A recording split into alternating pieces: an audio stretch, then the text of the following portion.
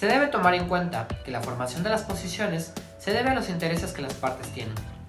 Cuando se encuentran intereses diferentes, se formará un conflicto o un problema, y es aquí donde entra la negociación como un mecanismo de ayuda para solucionarlo. Es también importante saber que los intereses pueden representar deseos, necesidades, preocupaciones o temores de las partes. También se debe conocer que los intereses son lo que impulsan a la parte a elegir esa posición. Un ejemplo en las relaciones internacionales es con el Tratado de Paz entre Egipto e Israel, con el cual se debió dilucidar los intereses de las partes, porque éstas sostenían firmemente su posición, pero no se sabía el porqué de esto. Los dos estados querían conservar el territorio de la península del Sinaí, que estaba en disputa desde la Guerra de los 6 Días en 1967. Se debió cuestionar el porqué de este requerimiento de las partes, y fue en ese momento que se pudo acordar una solución. Israel quería preservar su seguridad y Egipto su soberanía. De esta manera se llegó a pactar que Egipto se quedaría con el territorio y de la misma manera se encargaría de desmilitarizarlo para así preservar la seguridad de Israel.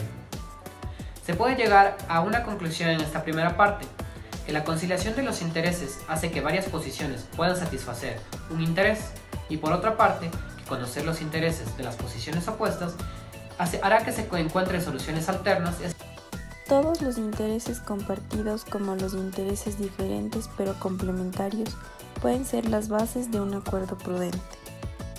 Ahora bien, ¿cómo se identifican estos intereses? Por lo general, una posición es concreta y explícita, pero los intereses subyacentes pueden ser implícitos, intangibles y tal vez inconscientes. Ahora debe preguntarse por qué.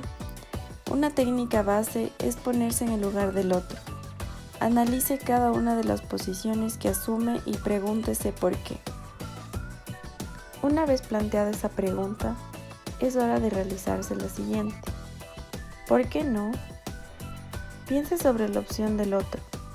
Una de las maneras más útiles de descubrir los intereses es identificar primero la decisión básica que la otra parte probablemente cree que usted le está pidiendo y después preguntarse por qué no lo ha tomado. ¿Cuáles son los intereses que les impide hacerlo? Si usted quiere que cambien de opinión, debe empezar por descubrir qué opinión tienen en la actualidad.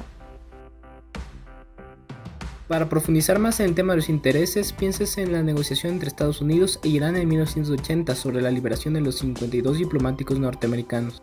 Puede iluminarse el problema simplemente analizando la opción de un líder estudiantil ante la exigencia de los Estados Unidos de liberar a los rehenes. Al construir la opción que la otra parte percibe, la primera pregunta que se hace es ¿de quién es la decisión que quiero afectar? La segunda pregunta es ¿qué decisión perciben las personas de la otra parte que usted les está pidiendo que tomen? Ante estas exigencias se puede pensar desde el punto de vista del líder estudiantil.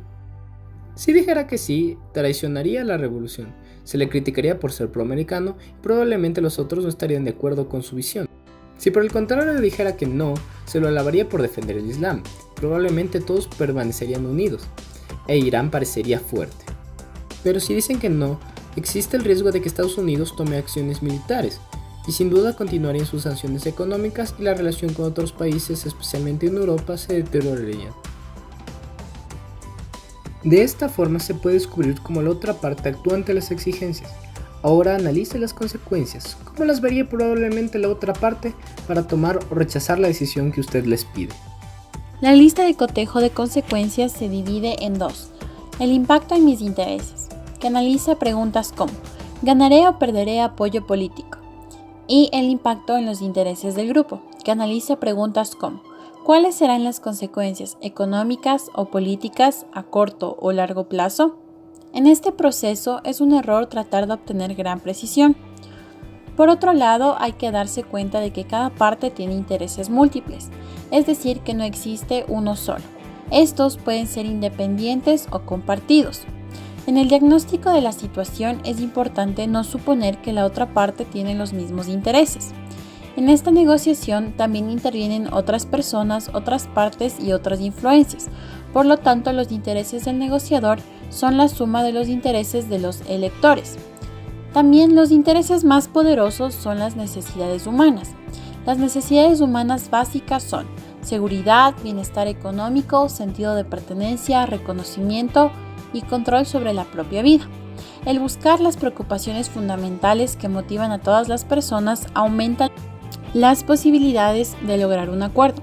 No se puede progresar en la negociación si se amenazan la satisfacción de necesidades humanas básicas. Cuando se trata de conocer y negociar intereses, pensar que los temores y necesidades de la otra parte son problema de ellos y no una preocupación legítima que requiere y merece atención, hace que sea más difícil negociar una solución. Para tomar en cuenta los intereses de las partes, es importante hacer una lista para clasificar y documentar los intereses a medida que ocurran. Esto será útil para recordarlos, mejorar la calidad de sus juicios, ubicar los intereses según su orden de importancia y contribuirá a la construcción de ideas que tomen en cuenta estos intereses. La discusión sobre los intereses. El objeto de la negociación es favorecer sus intereses y la posibilidad de que esto ocurra aumenta cuando usted los comunica. Pero ¿cómo se pueden discutir los intereses sin encerrarse en posiciones rígidas? Hay que seguir 3 pasos. En primer lugar, si quiere que la otra parte tenga en cuenta sus intereses, explíquele cuáles son. Haga que la otra parte comprenda exactamente la importancia y legitimidad de sus intereses. Finalmente, sea específico. Los detalles concretos no solo hacen que su descripción tenga credibilidad, sino que producen impacto. Según el autor, el objeto de negociación es favorecer sus intereses, además una sugerencia es que sea específico, logrando así que su descripción tenga más credibilidad y originando impacto. En tanto usted se abstenga de sugerir que los intereses de la otra parte no son importantes, el sujeto puede presentar con gran énfasis la seriedad de preocupaciones si le dice a la otra parte, corrígeme si estoy equivocado. Esto mostrando que usted es abierto, en tanto si ello no lo corrige, significará que aceptan la descripción de usted, estableciendo que la otra parte tenga en cuenta los intereses de usted, creando legitimidad entre estos.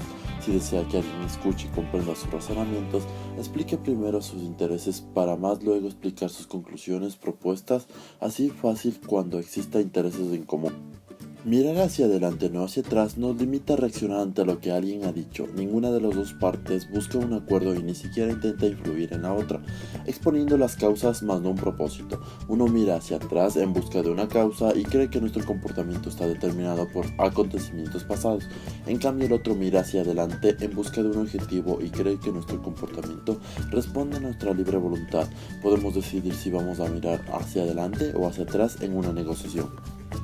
Siguiendo el principio de mire hacia adelante, no hacia atrás, es importante determinar que para tener éxito en una negociación se debe tener en cuenta a dónde le gustaría ir y no de dónde viene.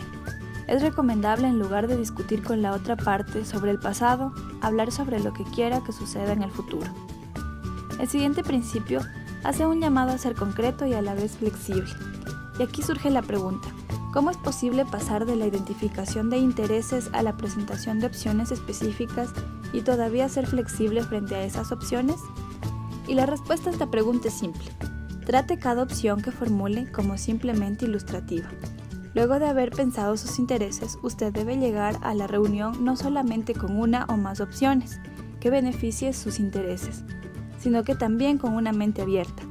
Y recuerde, mente abierta no es lo mismo que mente vacía. Finalmente, para salir victorioso de una negociación tiene que tener en cuenta que debe ser duro con el problema y suave con las personas. Si la otra parte se siente amenazada por usted, es probable que se ponga a la defensiva y deje de escucharlo. Por eso es importante separar a las personas del problema. Muéstrales que usted está atacando el problema y no a ellos. Para tener éxito en una negociación, es importante ser firme y a la vez abierto.